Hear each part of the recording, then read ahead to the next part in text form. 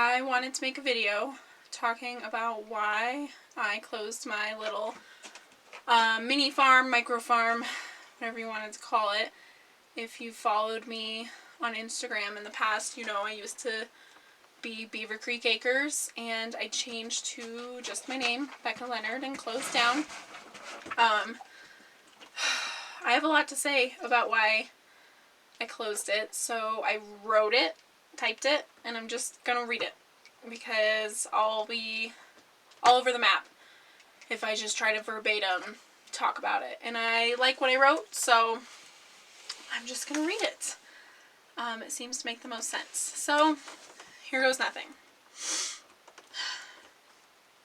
Why I left agriculture. I wanted to talk a little today about my agriculture business or mini farm that I recently closed down and why I did it. Anyone who has any experience in ag, large or small, knows how incredibly difficult it is to be in the business. You're either fighting weather for your crops or you're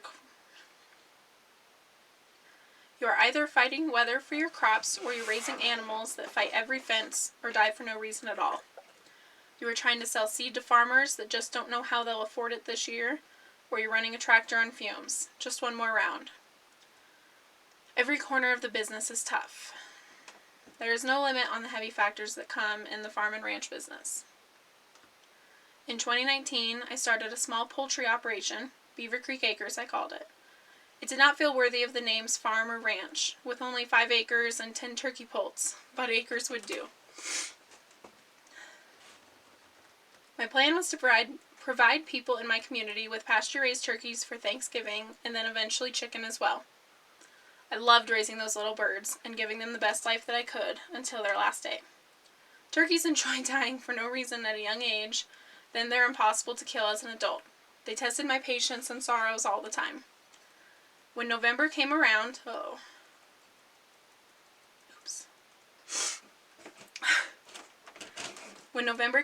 we butchered some ourselves, but as it got bigger, in a year or so, we took them to a professional butcher.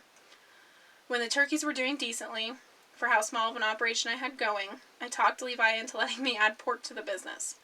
Pastured pork and poultry would be my main avenues. Someday I wanted to add beef after more land could be bought. Everything went pretty well. It was hard to work full-time and deal with the livestock and everything that came with them. Fixing fence after finding loose pigs after a full day at an office could be tiring. At a point, I quit working and focused on the farm. Living the dream, or so I originally thought. As the old saying goes, if you have livestock, you will also have dead stock. But what it really came down to was COVID. In 2020, COVID sent prices of everything through the roof. Feed prices went up, gas prices did go down for a while, but not forever. A big problem came when butchers became too busy to be booked in a reasonable amount of time. When everyone freaked out when the grocery stores were empty and took their animals in for butcher. On top of that, if employees got COVID, the butcher became even more backed up. I ended up scheduling butcher dates for months after I needed them, and even booked one butcher that was 4 hours away from us for pork. I broke down and booked dates for livestock that had not even been born yet.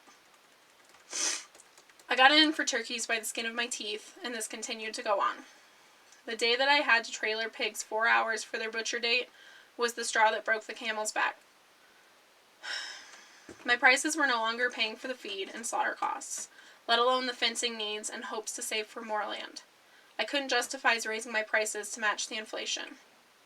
My customers were too few to bring them back in for the next batch if I doubled, and who in their right mind was paying for luxury meats during a crisis anyway? So I decided that was the last.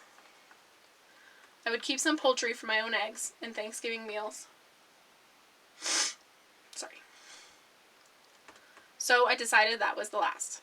I would keep some poultry for my own eggs and Thanksgiving meals, but that was it. The day we tore down the pig pen was honestly the best and worst day of my time in the business. It is hard to describe the relief of no longer constantly being out of money, while also the dread of missing having the livestock around. The pigs had been my favorite and always had the best personalities. Saying no more was tough. By 2021, my little farm, Beaver Creek Acres, was no more. By the end of 2021, we had even sold all the poultry and remaining livestock equipment in order to sell our house and move into the camper for a minimalist lifestyle. We sold the house in July of 2022, and while we love the camper, it is always hard to walk past the chinks at the feed store. I miss my livestock every day, and it was a hard decision to walk away from it all. However, I do not regret the decision. I think that if something is hurt... Freaking fly.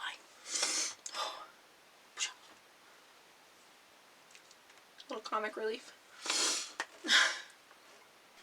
I think that if something is hurting you too badly financially, it is a responsible thing to do to back out of it, even if it's the last thing you want to do. I said it before and I will say it again. Agriculture is a very hard business to be in, no matter how big or small, especially these days. With fuel prices the way they are, feed staying high, building materials outrageous, I have the utmost respect for everyone hanging in there. Someday, we will probably have livestock again, but I'd guess that it will be mainly for feeding ourselves, as we have ridden the horse of selling, and it just doesn't feel feasible again. At least not anytime soon. If you're hanging in there, good for you. If you're considering backing out, know that you're not alone. And if you're buying meat or wheat or soy today, thank a farmer or a rancher. They deserve it.